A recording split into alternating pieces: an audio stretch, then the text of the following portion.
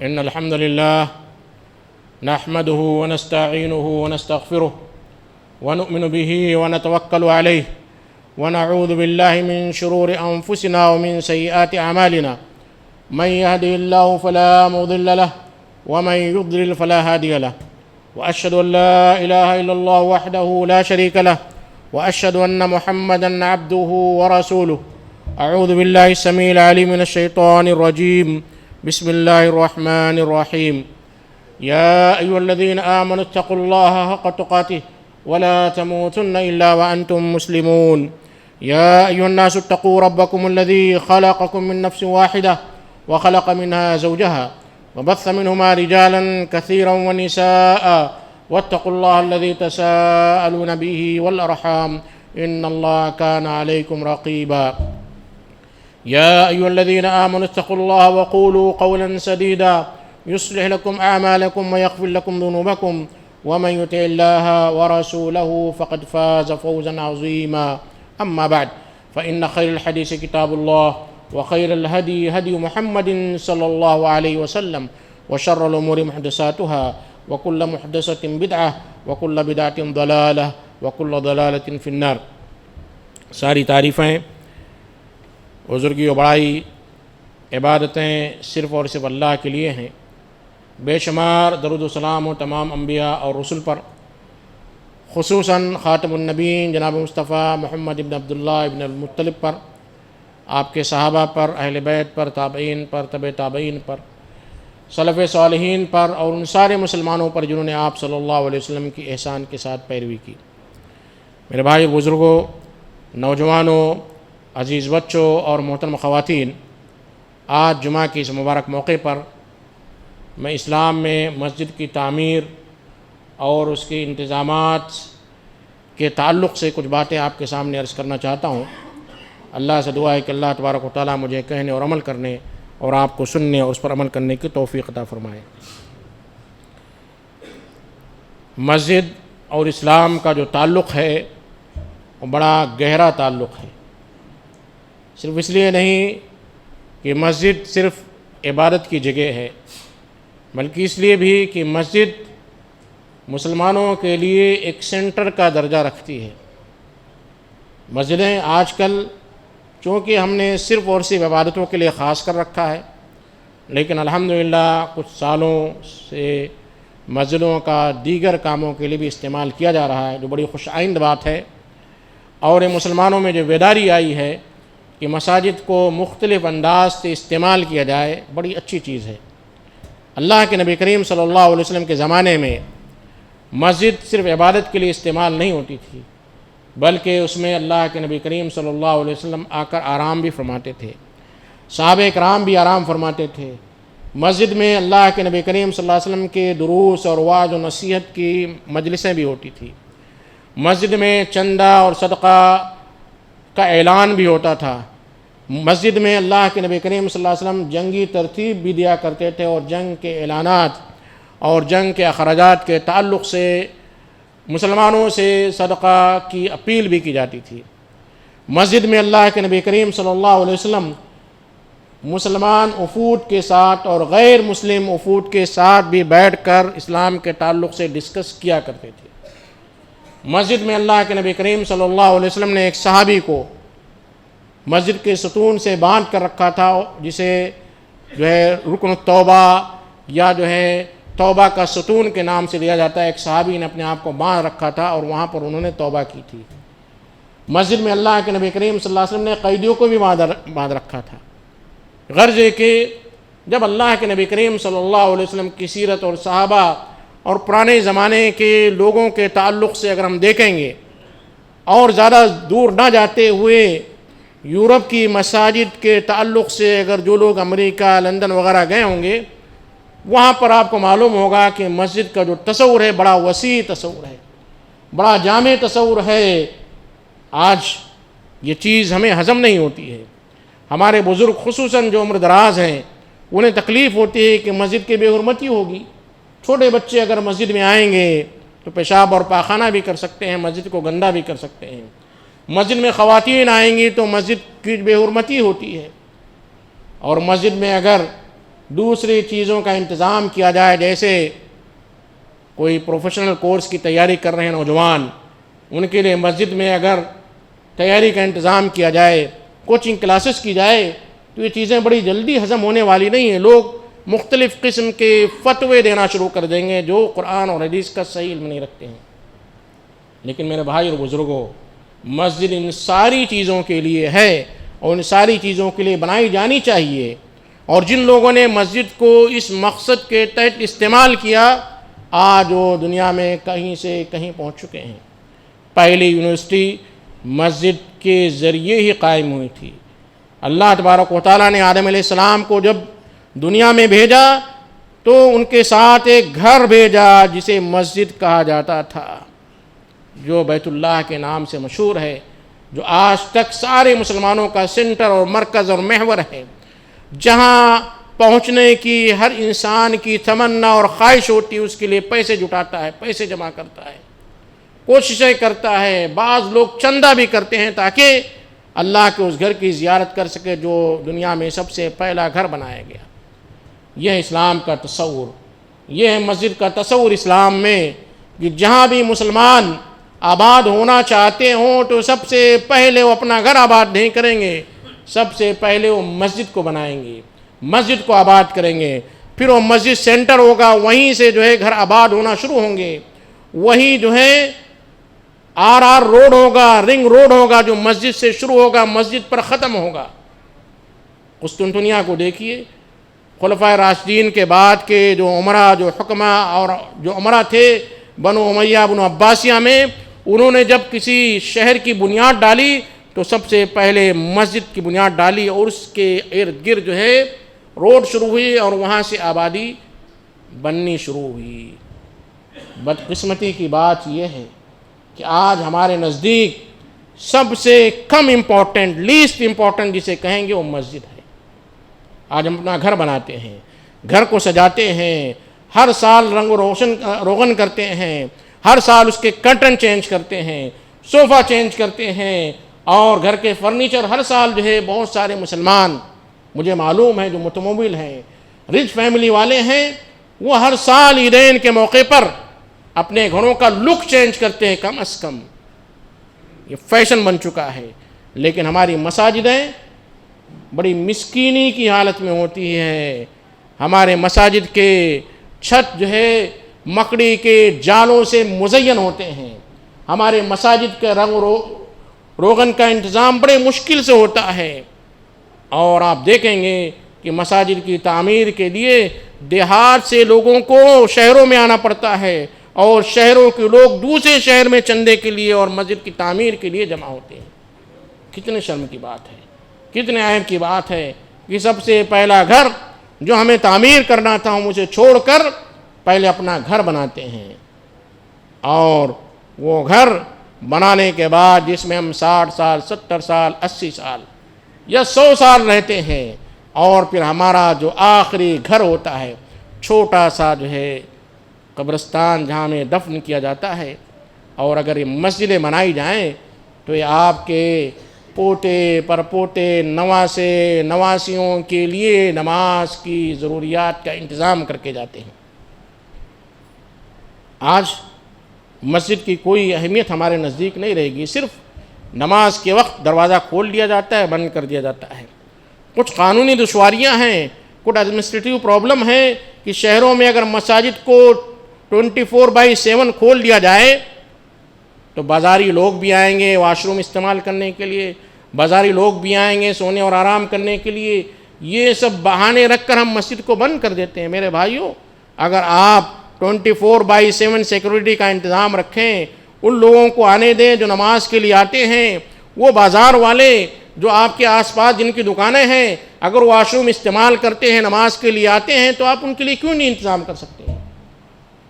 ہم ایک چھوٹے سے نقصان سے بچنے کے لیے مساجد کے دروازوں کو بند کر دیتے ہیں اور کہتے ہیں اگر فجر سے ظہر کی نماز کے درمیان مسجد کے دروازے کو اوپن رکھا جائے تو پورے واش روم گندے ہوں گے، مسجد کی بے حرمتی ہوگی، کوئی بھی آ سکتا ہے، کوئی بھی جا سکتا ہے۔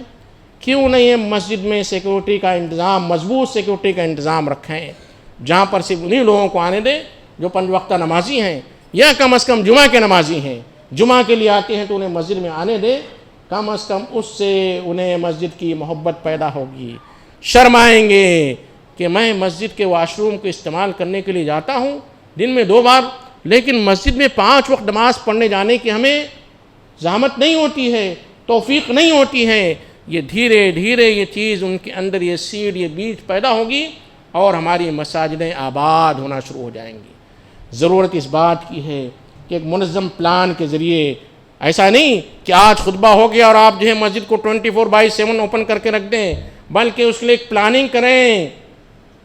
اس پلاننگ کے ذریعے مسجد کو کس طرح آباد کیا جا سکتا ہے۔ صبح شام کی کلاسز ہیں، دوپہر کی کلاسز ہیں، لیٹ آفٹرنون کی کلاسز ہے، نائٹ کی کلاسز ہے، اور اسی طرح پروفیشنل کورسز کی کلاسز بھی آپ مسجد میں رکھ سکتے ہیں، جس سے ہمارے مسلمان بچے جو چبوتروں پر بیٹھ کر اپنا وقت ضائع کرتے ہیں، انہیں اس بات کا احساس ہوگا چلو فری میں کلاسز ہو رہی ہے یا کم دام میں کلاسز ہو رہی ہے، چونکہ کلاسز شروع کرنے کے لیے اگر کوئی کلاسز جو ہے کرائے پر لی جائے اس کا کرایہ بہت مہنگا ہوتا ہے۔ وہی مسجد میں اگر منیمم کرائے کے ذریعے، نومنل کرائے کے ذریعے کسی کو کلاس چلانے کی اجازت دے دی جائے تو اس میں کیا حرج ہے؟ کون عالم کہتا ہے کہ ناجائز ہے؟ کون کہتا ہے کہ ناجائز ہے؟ اور اگر مساجد کی ساری حرمتوں کو خیال رکھتے ہوئے ان چیزوں کا استعمال کیا جائے تو میرے خیال سے کوئی بھی اسے حرام اور ناجائز قرار نہیں دے گا۔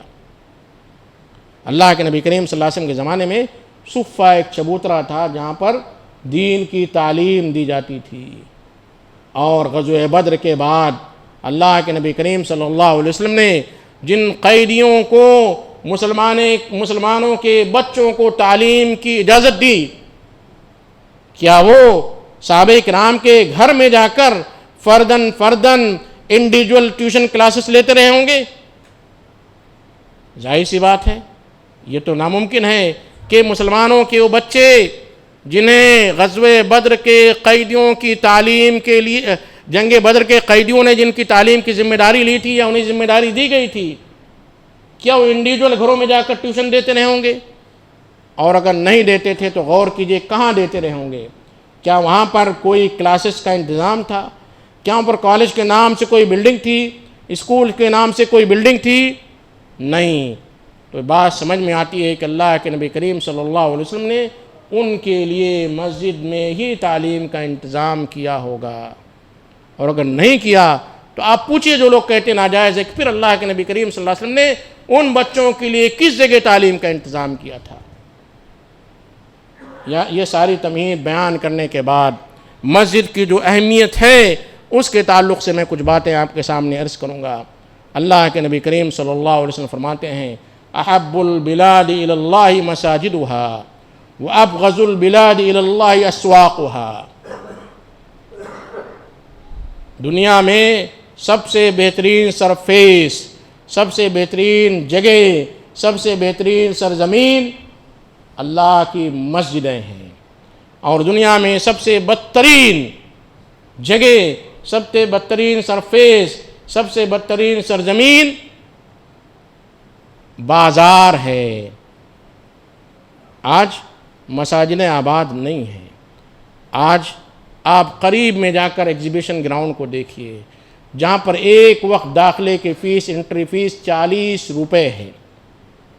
وہاں کی بھیڑ کا اندازہ کیجئے، وہاں جو لوگ جاتے ہیں ان کا اندازہ کیجئے، اسٹریچر پر جا رہے ہیں، بیمار ہیں، 80 سال کی بوڑھیا اسٹریچر پر جو ہے ایگزیبیشن کی ذمہ داری، ایگزیبیشن کا دیدار کر رہی ہے، لیکن انہی کو ہم نے مسجد میں آنے سے روک رکھا ہے۔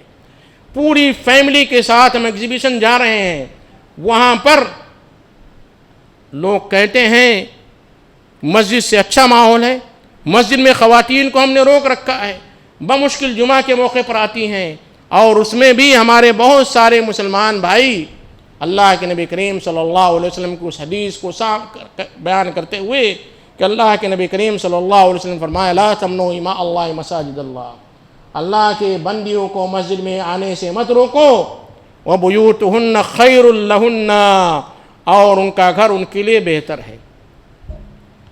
دلیل لی جاتی ہے کہ آپ صلی اللہ علیہ وسلم نے فرمایا ان کا گھر ان کے لیے بہتر ہے، لیکن وہ نہیں دیکھتے ہیں کہ اس حدیث میں 2 سینٹنس ہیں. پہلا جملہ ہے لا تمنعوا اماء اللہ مساجد اللہ، اللہ کے بندیوں کو مسجد میں آنے سے مت روکو. اور دوسرا جملہ ہے وبیوتہن خیر لہن، اور ان کے گھر ان کے لیے بہتر ہے. دونوں جملوں میں پہلا جملہ مسجد میں آنے سے مت روکو، اور دوسرا جملہ ہے کہ ان کا گھر ان کے لیے بہتر ہے. یعنی جو عورتیں، جو خواتین مسجد میں جانا چاہتی ہے 5 وقتہ نمازوں کے لیے، عیدین کی نمازوں کے لیے، جمعہ اور جماعت کے لیے، وعظ و نصیحت کے لیے، یہاں پر یہ نہیں کہا گیا اللہ کے بندیوں کو مسجد میں آنے سے مت روکو، بندیاں جو نماز کے لیے آتی ہیں، یہ نہیں کہا گیا. جنرل اسٹیٹمنٹ ہے. چاہے وہ تعلیم کے لیے آتی ہوں، سلائی کلاسز کے لیے آتی ہوں، مسجد میں وعظ و نصیحت کے لیے آتی ہوں، ورک شاپ کے لیے آتی ہوں، دینی تعلیم کے لیے آتی ہوں، ساری چیزیں اس میں داخل ہیں. وَبُيُوتُهُنَّ، اور اگر یہ ساری چیزیں ان کے گھروں میں ہو جاتی ہیں بہتر ہے. لیکن آج ہمارے گھروں میں سنت پڑھنا جو ہے ایک مسلمان کے لیے، ایک مرد کے لیے گھر میں سنت پڑھنا مسجد سے افضل ہے، لیکن گھر جاتے ہی بیوی بچوں میں مشغول ہو جاتا ہے. کہیں مناسب جگہ نہیں ملتی، قبلہ رخ نہیں ملتا ہے جہاں پر وہ سنتیں ادا کر سکے. ایسی صورت میں اگر ہم بہانہ کریں کہ مسجد کے بجائے گھر میں سنت افضل ہے، ہم گھر میں پڑھیں گے، بہت کم لوگوں کو مسجد میں سنت نصیب ہوتی ہے. اس لیے میں کہتا ہوں کہ سنتیں مسجد میں پڑھ کے جائیے. ہاں اگر آپ کا گھر بڑا وسیع ہے، آپ خشوع اور خضوع کے ساتھ سنتیں ادا کر سکتے ہیں، فبہا ونعمت، بہت اچھی بات ہے کہ آپ اللہ کے نبی کریم صلی اللہ علیہ وسلم کی سنت کو ادا کر رہے ہیں. تو میرے بھائی اور بزرگوں، آج اللہ کے نبی کریم صلی اللہ علیہ وسلم کی اس حدیث کو دیکھیے کہ سب سے بہترین جگہ مسجدیں ہیں جہاں پر انٹری فیس نہیں ہے، داخلہ فری ہے. اور سب سے بدترین جگہ بازار ہیں جہاں پر داخلہ فیس بھی ہے. اور ہمارے پورے مسلمان، کم از کم وہ لوگ جو حیدرآباد میں پیدا ہوئے اپنے آپ کو ٹپیکل کہتے ہیں، وہ کہتے ہیں ایگزیبیشن سال میں 1 بار لگتا ہے، جانا ضروری ہے. خواتین ناراض ہو جاتی ہیں، بچے ناراض ہو جاتے ہیں. لیکن وہیں عید کا موقع سال میں 2 بار آتا ہے. ایگزیبیشن سال میں 1 بار لگتا ہے، عید کا موقع 2 بار آتا ہے. وہاں پر جانے کے لیے خواتین مختلف قسم کا بہانہ کرتی ہیں. سوئیاں بنانا ہے، مہمانوں کے لیے انتظام کرنا ہے. اگر جو ہے ہم نماز کے لیے جائیں گے تو مہمانوں کی خاطر تواضع میں کمی ہو جائے گی، قربانی کے گوشت جو پکانے میں تاخیر ہو جائے گی، مسالہ ریڈی کر کے رکھنا ہے. مختلف قسم کے بہانے کرتے ہوئے مسجدوں میں جانے سے رک جاتی ہیں. عیدین کے موقع پر اللہ کے نبی کریم صلی اللہ علیہ وسلم نے فرمایا، ام عطیہ رضی اللہ تعالی عنہ کو وہ کہتی ہیں امرنا، ہمیں آرڈر دیا گیا کہ عورتوں کو نماز کے لیے گھر سے نکالیں، ان نخرجا، نکالیں، آرڈر دیا گیا کہ نکالیں. اور فرمایا کہ وہ عورتیں جو نماز نہیں پڑھ سکتی ہیں کم از کم اس جماعت میں حاضر ہوں اور مسلمانوں کی جماعت کی کثرت کا مظاہرہ کے طور پر وہاں پر جمع ہوں، مسلمانوں کی دعاؤں میں شریک ہوں. یہ کہنے کے باوجود بھی مجھے معلوم ہے کہ ہمارے سلفی گھرانے کی بھی بہت ساری خواتین مسجد عید میں، عیدین کی نماز میں حالت مجبوری میں جانے سے ہچکچاتی ہیں، بہانہ کرتی ہیں.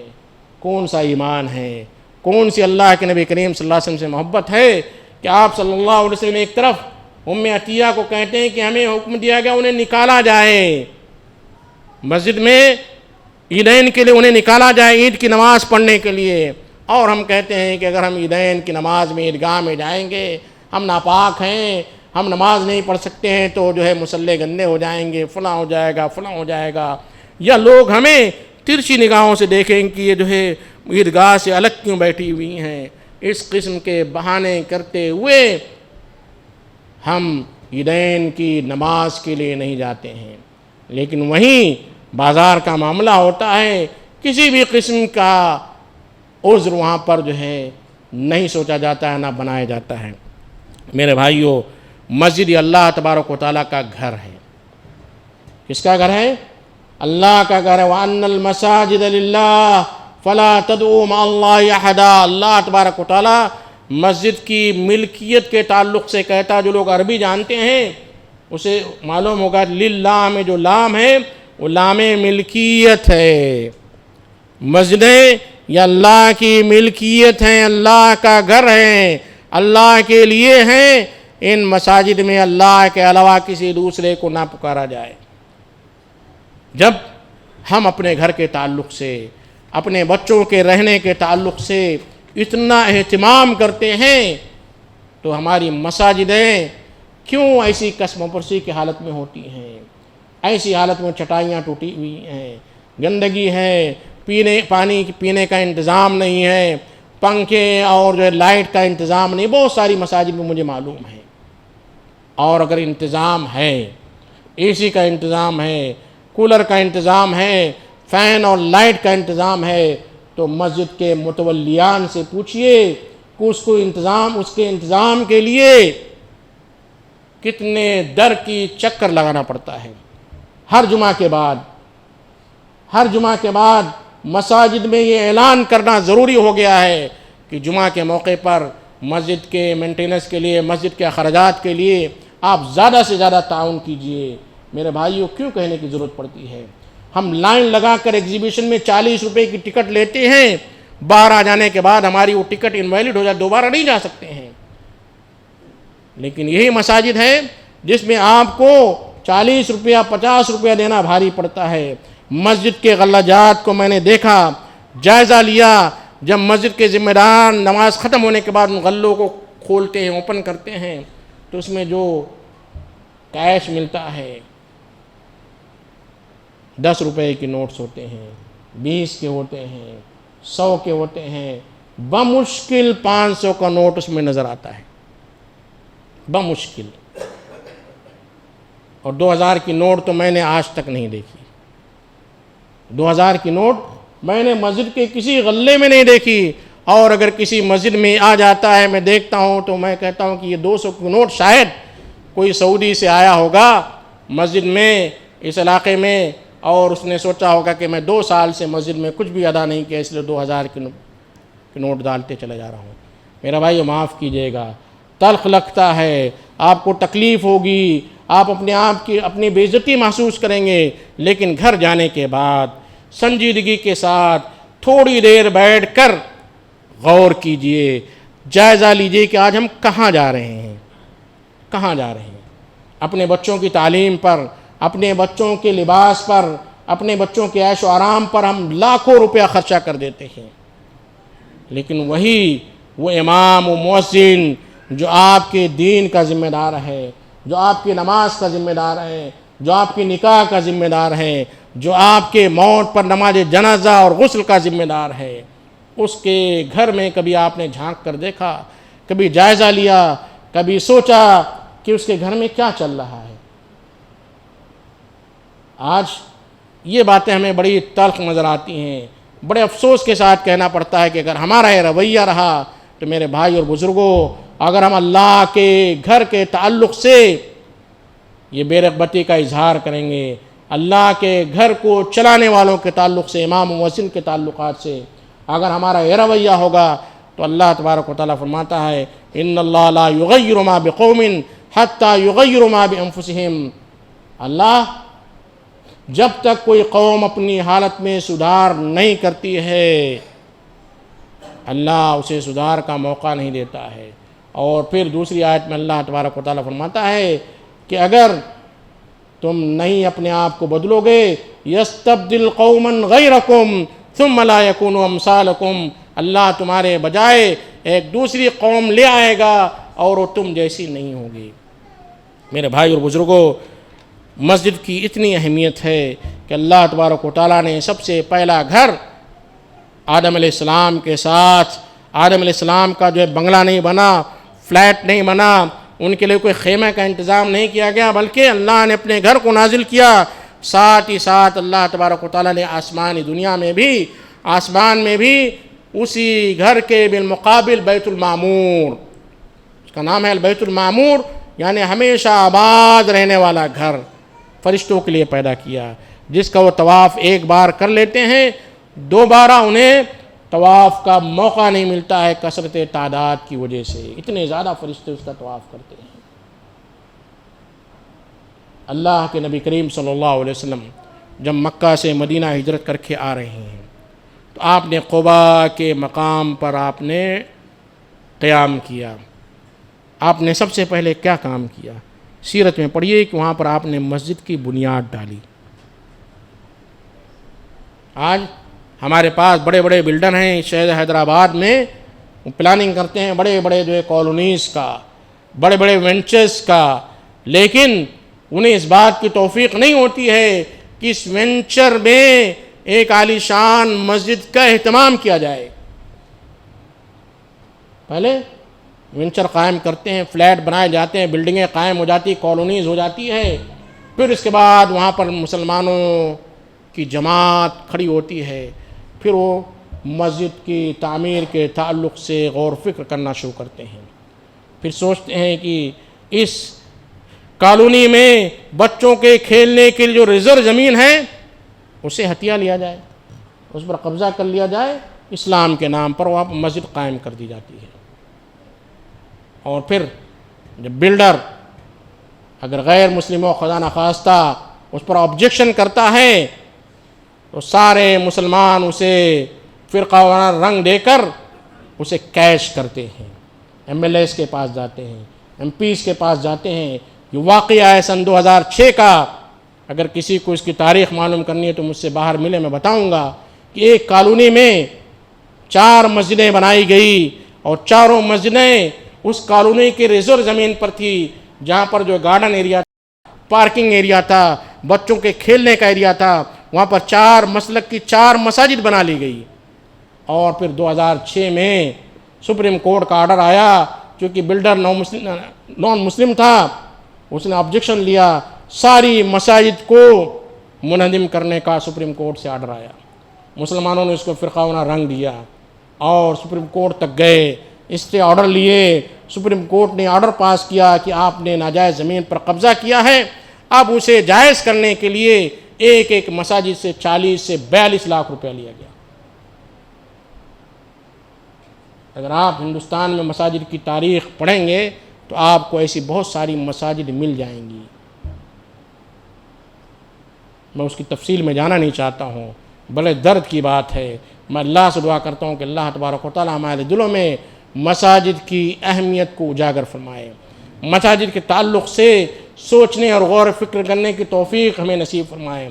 مساجد کا جو اکاؤنٹ ہے اللہ سے دعا کرتا ہوں کہ ہمیشہ وہ پلس میں نظر آئے، مساجد کے متولیان کو در در بھیک مانگنے کی ضرورت نہ پڑے۔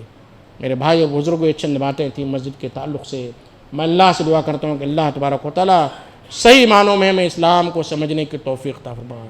اقول قولی ھذا واستغفر اللہ لی ولکم ولسائر المسلمین من کل ذنب فاستغفروہ انہ هو الغفور الرحیم۔